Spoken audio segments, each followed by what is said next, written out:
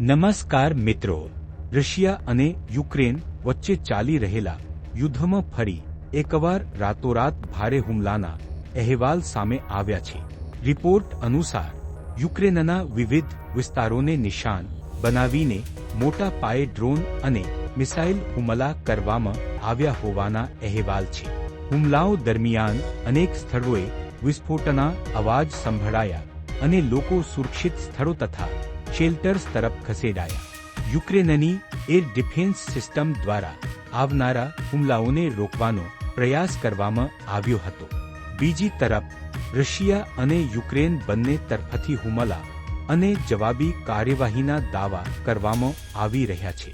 આ યુદ્ધને કારણે સામાન્ય લોકોની સુરક્ષા સૌથી મોટો મુદ્દો બની રહી છે. અગાઉ પણ ભારે હવાઈ હુમલાઓમાં જાનહાનિ અને ઇમારતોને નુકસાન થયાના અહેવાલ સામે આવ્યા છે. હાલ સમગ્ર પરિસ્થિતિ પર દુનિયાની નજર છે અને બંને દેશો વચ્ચે તણાવ યથાવત છે. આ ઘટનાના વધુ અપડેટ્સ માટે જોડાયેલા રહો. જય હિન્દ.